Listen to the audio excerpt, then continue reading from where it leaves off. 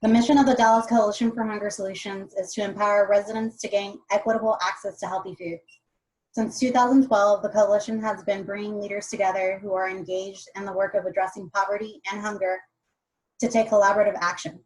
This work is carried out through 5 action teams focused on child hunger, faith hunger solutions, senior hunger, urban agriculture, and this policy action team. The goal of the policy action team is to promote strong local, state, and federal public policies to improve healthy food access.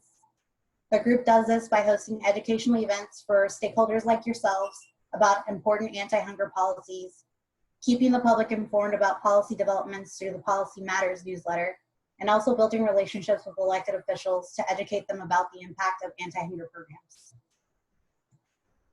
Today, we are pleased to welcome Rachel Cooper, Senior Policy Analyst with Every Texan, formerly known as the Center for Public Policy Priorities. Rachel focuses on food and nutrition programs as well as obesity. Before joining Every Texan, she worked for the Food Research and Action Center in Washington, D.C., where she was in charge of the research and data analysis and authored reports such as the School Breakfast Scorecard, Hunger Doesn't Take a Vacation, and State of the States. She also worked for the Children's Defense Fund and the New York office, where she focused on helping families gain access to programs that provide work supports, such as tax credits, Medicaid, S-CHIP, and food stamps. Rachel received her master's in human development and social policy from Northwestern University. Before handing it over to Rachel, I would like to ask participants to stay muted throughout the duration of the meeting and encourage you to submit questions through the presentation in the chat function. We will be monitoring the chat and will ask as many of these questions on your behalf if time permits. We would also like to know your suggestions on future food policy topics that you would like for us to organize in the future, and welcome your feedback on this webinar in the chat. Rachel, we're honored to have you and look forward to learning from you. Without further ado, I'm going to give you the virtual floor.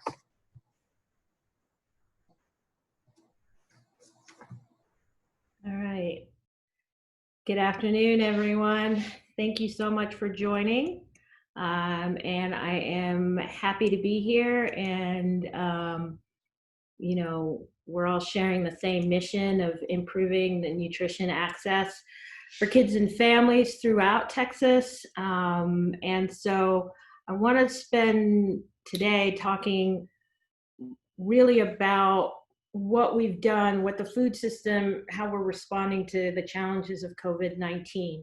With most of the time, I want to talk about right now an action that you could be taking to help families access benefits through the pandemic EBT program. So, let's see, do we want to, let me see if my screen doesn't want to forward. Here we go. So pandemic EBT, hopefully you've heard of it by now. We use a shorthand P-EBT.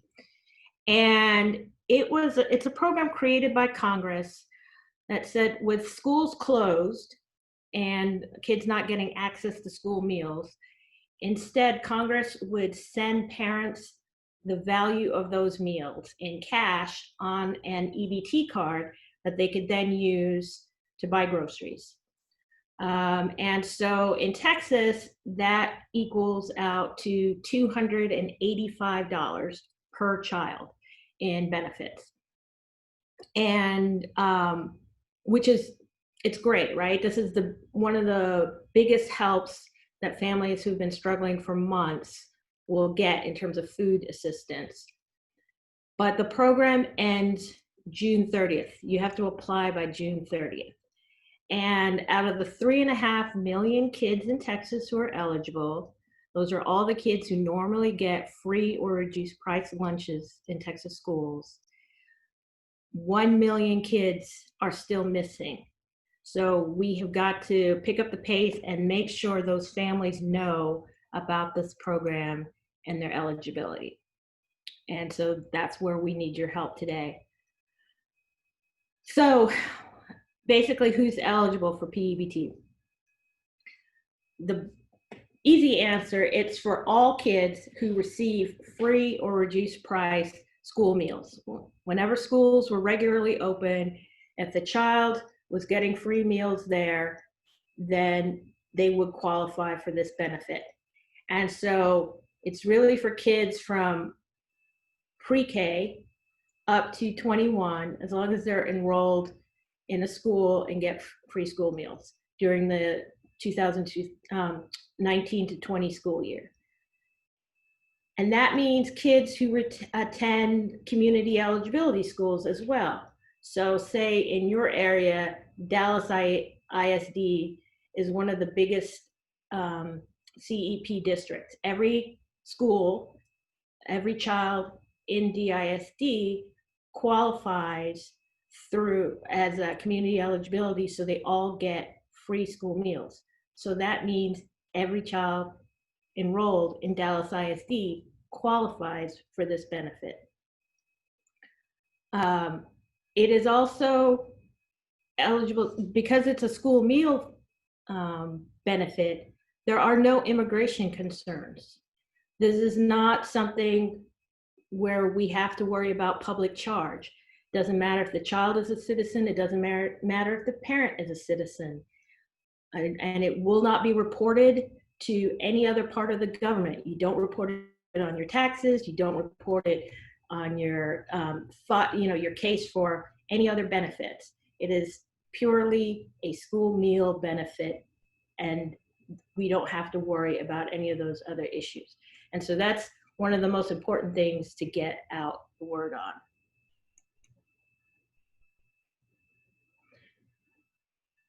So how to apply is the thing that people really need to know right now.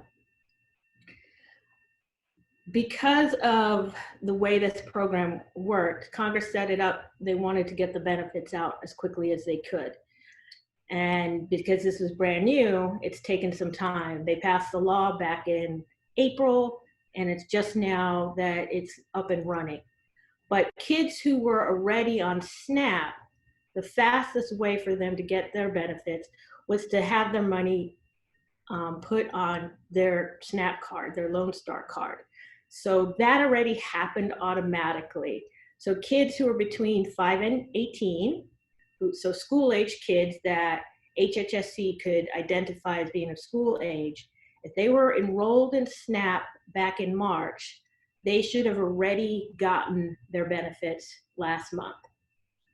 Everybody else, kids, families who aren't on SNAP or who weren't back in March, whose kids were under 5 or over 18, all of those other folks need to apply. So and it's a very simple process. I'm going to walk you through it, but I put it in the slides, the link and the phone number to apply.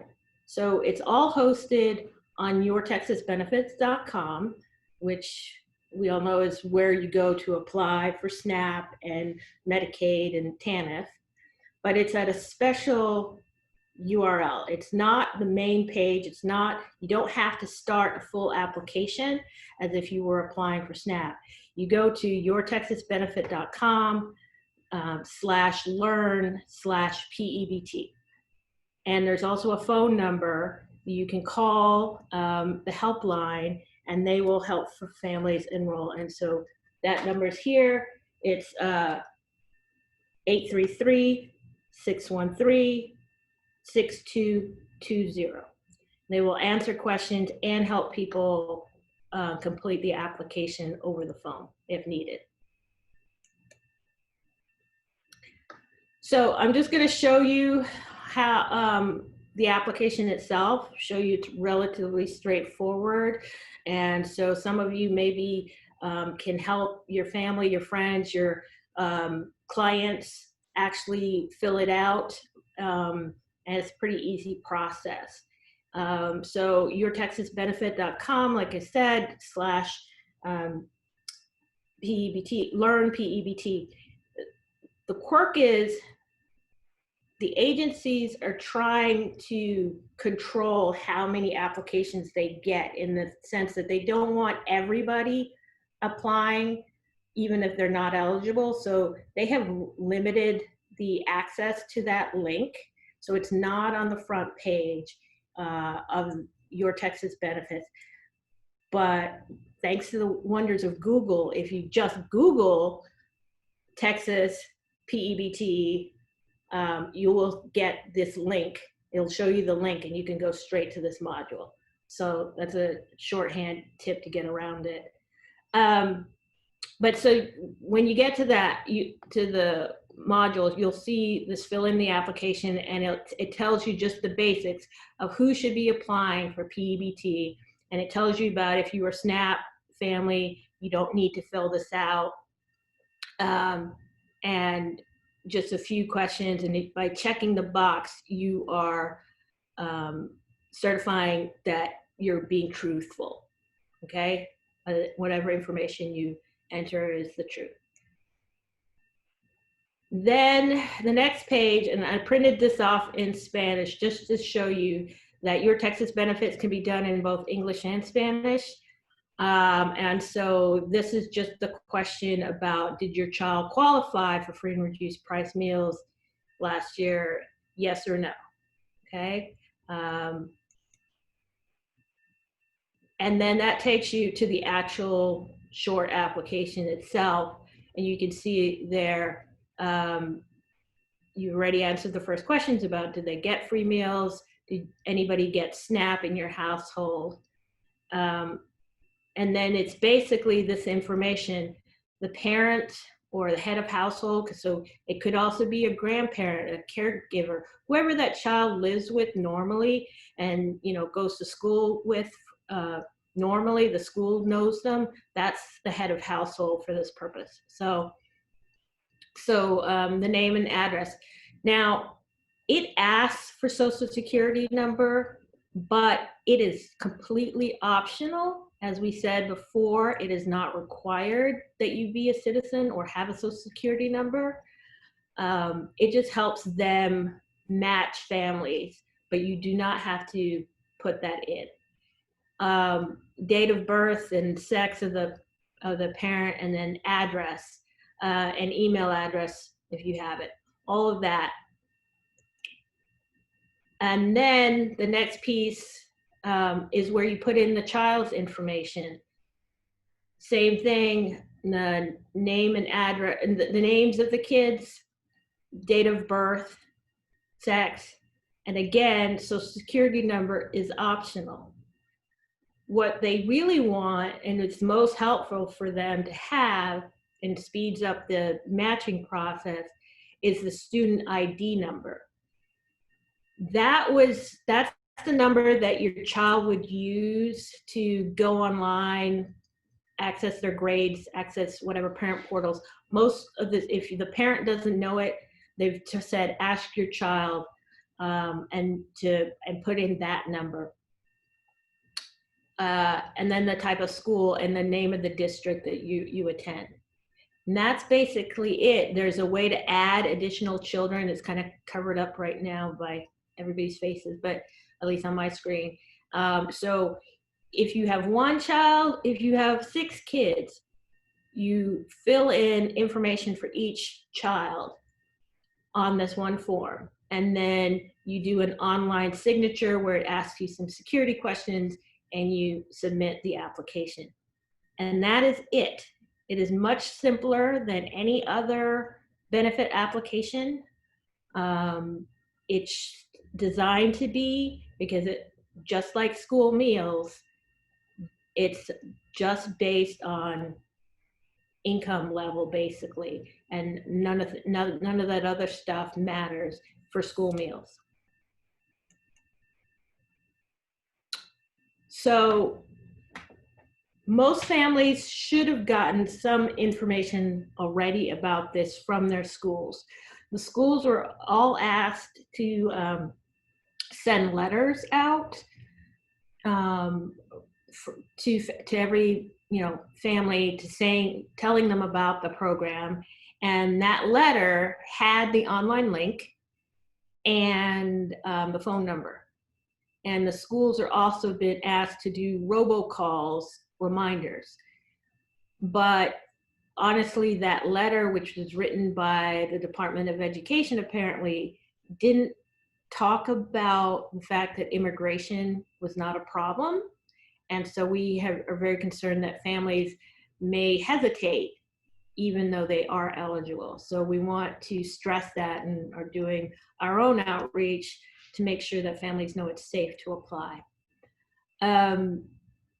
Once families fill in that application online, and HHSC will do a cross match where they will look at their roles that the Department of Education has shared with them from the schools about who normally gets free school meals, and verifies that that's correct and that the child hasn't gotten the benefit already, either because they were on SNAP and got it added last month, and or, you know, sometimes what happens is, say you have divorced parents, both parents try to apply for the same children. So they will verify and make sure that the family is actually eligible. Like I said, it makes it so much easier for them if you have that school ID number. But once that happens, families will get the cards in the mail, the P-EBT cards, and it will not look exactly like a Lone Star card. It is a little bit different, but it will work the same way. You can use it anywhere that accepts SNAP. And like I said, all the kids in that family, the benefits will be put on a single card. So, you know, it's a minimum of $285, but depending on the number of kids, it could be $1,000 plus, for one family. So it's a huge amount of cash that families are desperate for help buying food right now. One thing to remember, people ask about, well, my kid has still been getting free meals because the schools have been doing all these Herculean tasks to get meals out and pick up and delivery options. It's okay. Even if you're still getting those meals, you still qualify for P-EBT. That's not a problem. As I mentioned, caregivers, it doesn't have to be the parent as long as the child lives with that caregiver. So if we got 250,000 kids in Texas who live with a grandparent or other family member, they also qualify. Foster kids also qualify.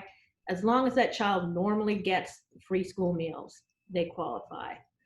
The only group who doesn't qualify are children who get school meals, well, not school meals, they get CACFPs, some of you on this call may know what CACFP is, not everybody does, but it's the Child and Adult Food Care Program, and it's aimed at preschoolers, so kids in daycare usually get it. This is not, unfortunately, available to those kids. So it has to be a child who gets the National School Lunch Program, so public schools, charter schools, some Head Starts. If that family was eligible, they should have gotten a letter from their school saying that they are eligible. But unfortunately, right now, the littlest kids weren't part of this program. But if we continue it, if Congress continues this program for the summer and next year, that's a fix that we hope to have made for, going forward. But that's if Congress continues the program at all. But that's the main points on P-EBT. And we can take questions now and then go back and then we can talk about SNAP and child nutrition. Any questions? Thank you, Rachel. We have gotten a few questions that I think some of those were answered in your presentation, but just for the sake of clarity and just making sure that these questions get answered. Are all children who receive free lunch, do all children who qualify for free and reduced lunch qualify, or are there some restrictions? If they normally get free meals at school, or reduced price meals. And by reduced price, I mean the parents paying no more than 40 cents a meal at lunch, then they qualify for this program. If you're a parent like me who has to put, money on a school lunch account and it's $2-3 a meal, then no, that does not qualify. But if you're a kid who, like I said, Dallas is the biggest district who's does community eligibility, but there are lots of other districts that either do it for all schools or just some of their schools. And so if your child goes to a community eligibility school where they don't charge for meals for breakfast or lunch, then your child qualifies for P-EBT. Excellent. Again, you probably already answered this, but will the card arrive one per application or per child? Per application. So, as many kids in that household, benefits will be on one card, and the card will be in the name of the head of household. And this was actually my question, but is the student ID option in the application required or preferred? It's preferred. You can turn in the application without it, but having spoken to the agency, it does slow down the process and it increases the likelihood of them not matching the child and the application being denied. So the more info you can put in, the better. And so the school ID number is better if you don't want to put in the social security number. And this is the last question that has arrived for this segment, which is, what if the child is due to enter kindergarten in the fall, but has never previously attended public school? Yeah, so like I said, if the child had gone to pre-K, then they would qualify because they'd already been getting school meals. But if the child has never gone to a school or a Head Start program that offers school meals, then no, they wouldn't qualify. So this program was, like I said, it was just done through congressional action right when the first response happened to schools closing and getting benefits out as quickly as possible. And so the original legislation just applied to the last school year. And back when there was this hope, I guess, that this would be only last a couple of months. Now that this pandemic and school closings have dragged on and it's clear that things aren't going to go back to normal anytime soon, Congress is being asked to build upon P-EBT. And the House passed legislation, I guess late last month, the HEROES Act, which includes an extension of P-EBT for summer, because as many of you know, summer has always been hard in terms of kids getting meals. Like we have this, summer nutrition programs and people work really hard to get that out there, but only a fraction of eligible kids get free meals during the summer. And that has always been a problem. And so with COVID, that's only going to be harder. And so advocates are asking Congress to take the infrastructure that we've built for P-EBT and continue it for summer. And for next fall, if schools close, even if it's just like a district here and a district there, that they have this option of going back to P-EBT to give folks the cash value of those missed meals. Excellent. We have two questions questions that have come in. This is a great one, and that I think will benefit a lot of people on the call. Do you have any best practices to offer on how to talk about this program with immigrant families?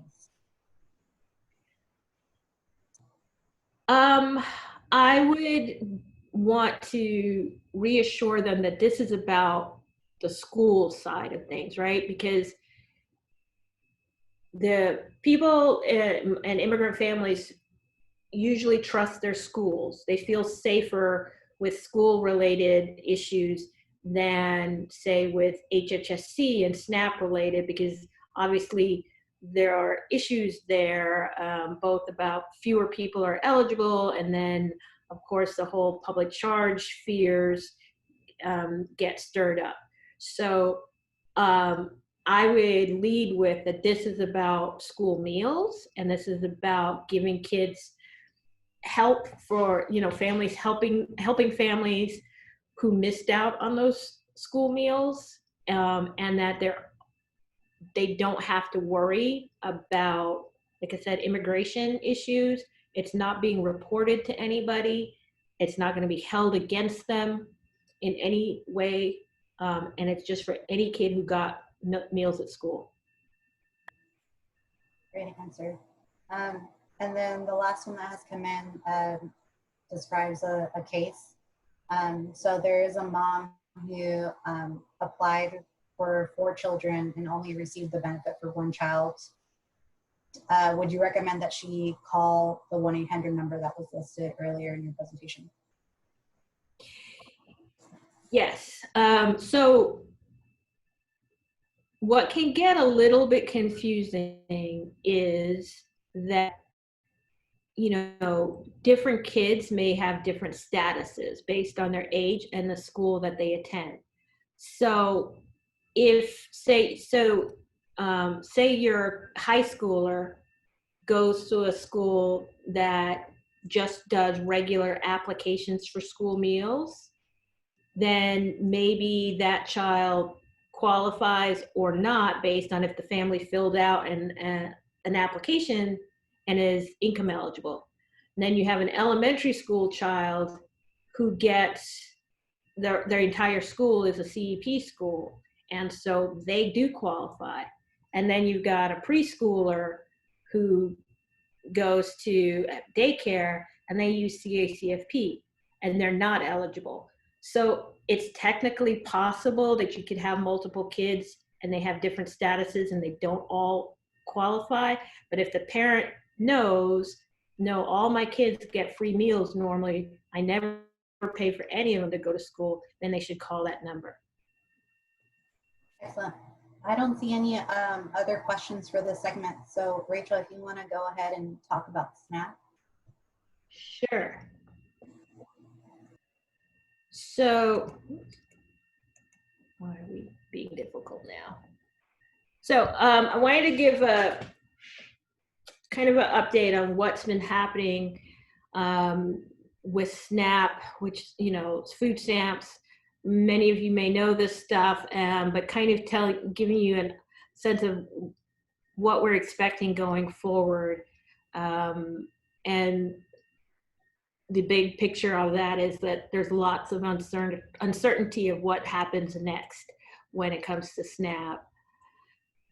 So we do know that when COVID happened, the feds and, SNAP is all controlled at the federal level and then just managed at the state level by HHSC, the Health and Human Services Commission.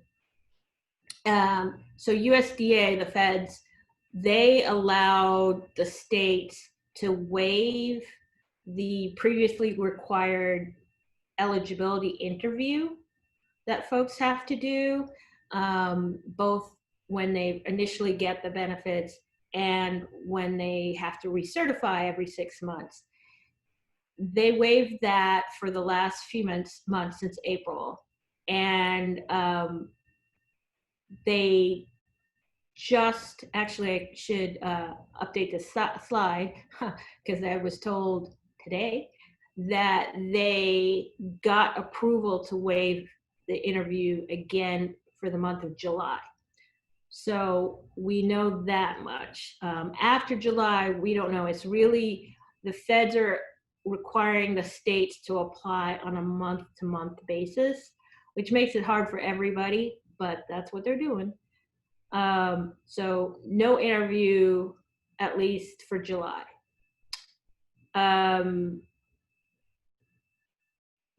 I should have put in here, I thought I had it in here.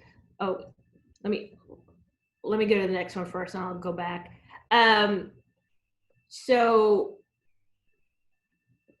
most of you know that SNAP has work requirements normally. Most people in Texas, if they are able-bodied, meaning basically they're not listed as disabled or they're not elderly, have to be working at least 30 hours to maintain their SNAP benefits, including parents. So Texas is waived that requirement for parents under Texas rules and has since the emergency started. We don't know when that will end. They don't know when it will end. They are kind of looking at social distancing requirements and what the workforce boards in Texas are capable of handling. So it's just a week to week at this point. So, which is unfortunate, but that's where we are. The state has the ability to just suspend it completely permanently anytime they want, but that's one of the choices that Texas doesn't want to make. Congress suspended the requirement, the work requirement for able-bodied adults without dependents. So those are the folks who simply don't have kids or young children at home. So they're the folks who normally are restricted to SNAP, only getting 3 months every 3 years unless they're working. And so that is suspended till the public health emergency is lifted at the federal level. Question is, we don't know when this administration will decide to lift that public health emergency. Obviously, the emergency is not over on the ground in real life, but it's a political decision as much as anything. So we don't know, unfortunately, when that will end. One of the other things that impacts families and which been a huge help is Congress allowed the maximum benefit to be paid to all SNAP households for their household size since this emergency started. So as you know, it's, the amount of SNAP you get can vary from family to family. It's based on your household size, and then they do look at your income and some of your basic expenses to figure out your actual payment. So it could be from the full amount down to the minimum of $16.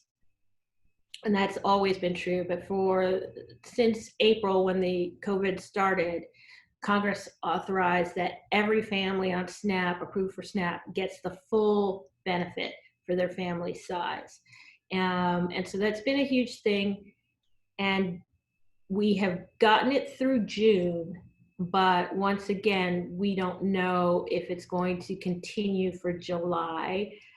HHSC is going to ask the feds at this point. They plan on asking the feds, but they just don't know if it will be approved. So families could see huge cuts to their benefits. Unfortunately, they would roll back if that happens. And then the last thing on SNAP that folks might be aware of is that we have been approved for online grocery shopping for SNAP families. The only problem with that is right now Walmart and Amazon are the only two retailers who can do it. Other retailers in the state are apparently applying, but that's also, the approval process is handled by the Fed, so we don't know who and when that will happen. But those are the big SNAP updates. I'm gonna just talk a little bit of what I know about the school side, and then I'm happy to answer any last questions. You guys, many of you probably know this piece better because you're probably on the ground doing the work. So you know how hard this is. But just the news is for summer meals is that most of this is handled by nationwide waivers, and those waivers have all been extended till August 31st. And so the first one is the non-congregate feeding, which basically allows meals to be served outside of the group setting, so you could do individual meals instead of what summer meals normally has to look like. And that allows for families to pick up meals and, you know, the whole drive-through kind of model, which has been great. And the same thing with the meal services times, that's been waived so that, you know, families can do the pickup or drop off process. Parent and guardian pickup of meals has been extended, so that allows the family to pick up the meals without the child being present.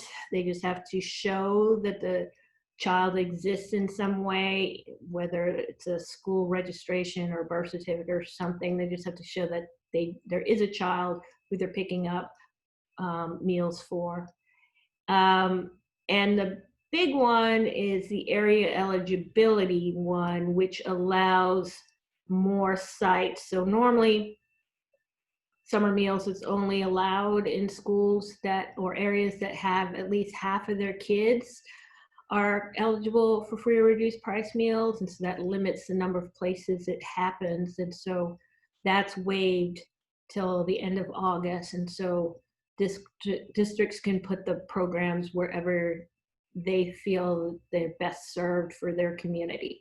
So those, what happens after August 31st, nobody really knows yet.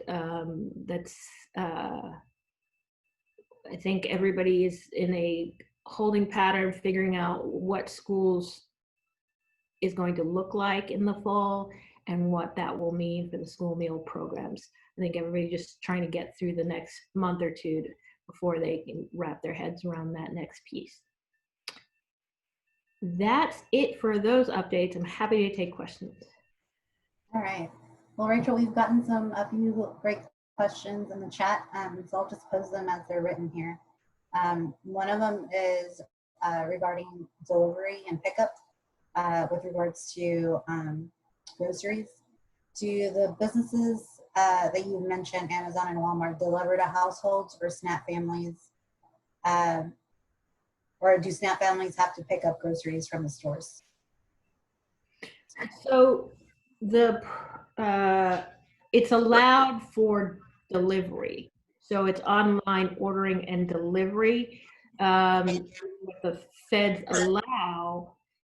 The issue has been whether or not the delivery fee can be paid for with SNAP. Typically it's not, but from what I've heard,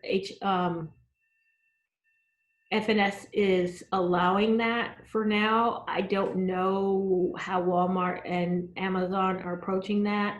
I think the bigger issue has been that the capacity that, you know, lots of people have had trouble getting either deliveries in their areas. You know, Amazon doesn't deliver everywhere, not food at least. And for most people, it's been finding an available slot, and that could take time, or, you know, weeks out in advance. So it's definitely problematic. It's definitely not the best solution, or it could be the most helpful thing is probably more the pickup. So where you can order online and do curbside, and that doesn't need FNS approval. That's for an individual supermarket chain to figure out how to make that work. And so that might function differently in your community than here in Austin. Right, and then we have a case scenario that was presented. So this individual wants to know if seniors receive $16 of benefits and they're a senior, do they qualify for the maximum amount during the pandemic? Yes. And if it's not happening, I want you to email me the info, because I've heard this before, and I have confirmed with HHSC that folks are supposed to be getting the maximum regardless. And if it's not happening, I need to know so that I can make them fix it.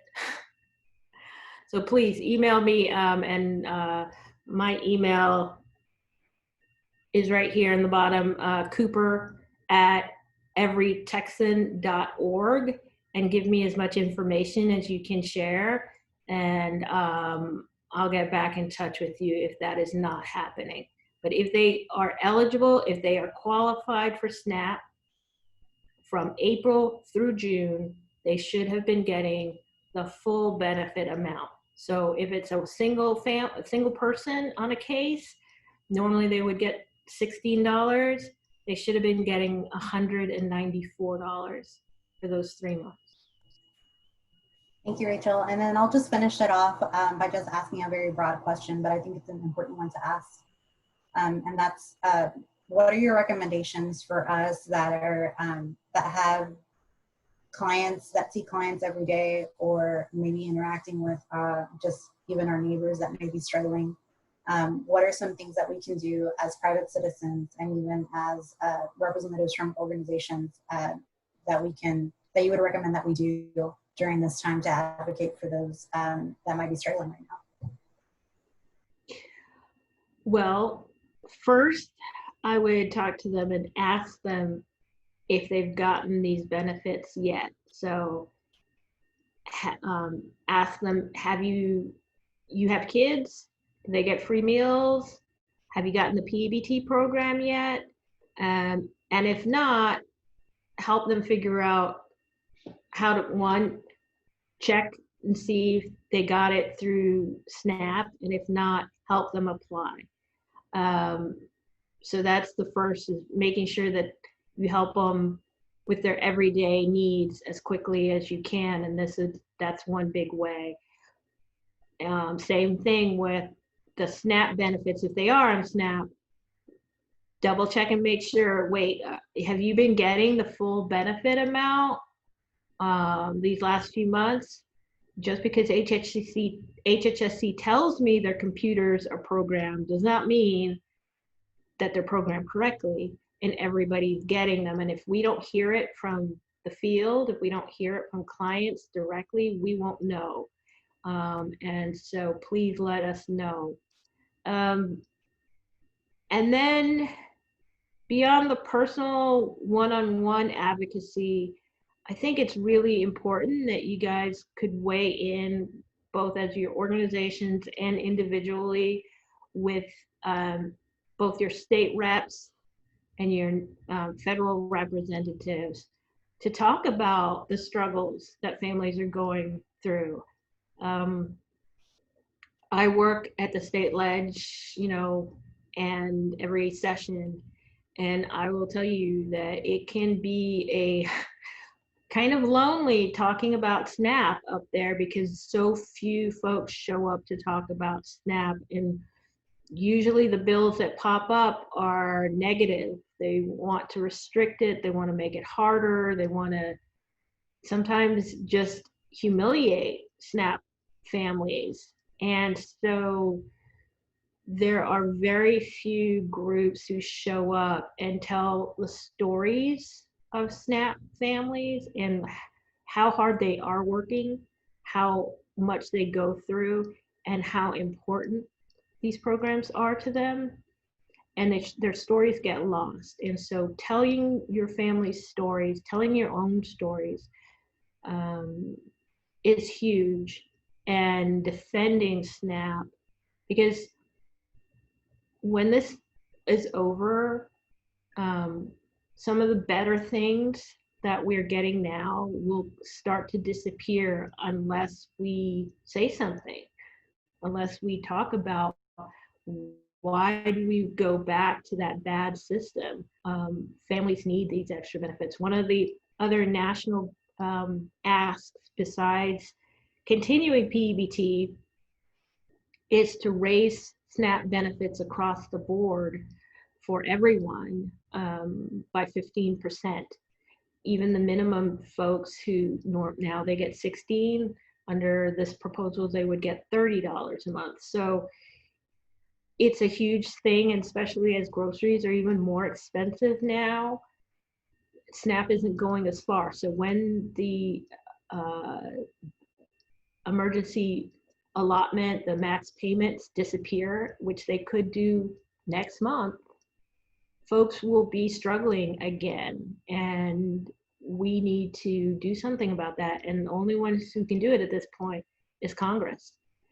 So talk to your representative, but also talk to the senators and make your voice heard. Make the mayors, your mayors, talk about it, because if they're hearing it from the local leadership too, that all matters.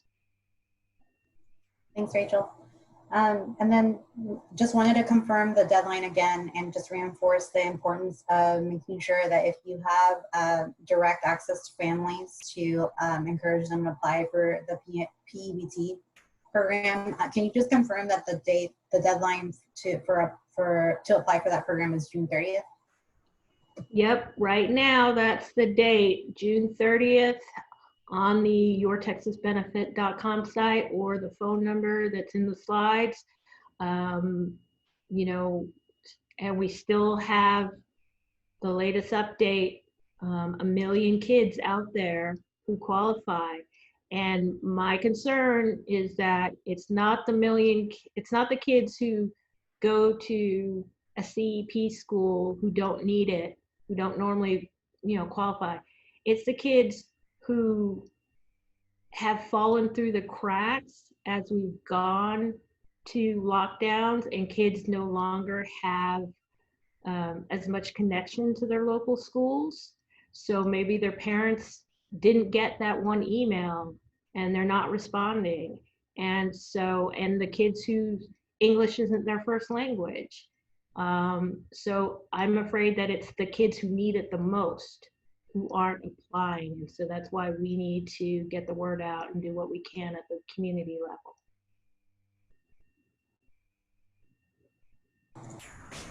Excellent. Rachel, thank you so much for carving out time out of your busy schedule to inform us of all the great updates that are happening right now, and the important updates and actions that we need to take in order to advocate for our hungry neighbors.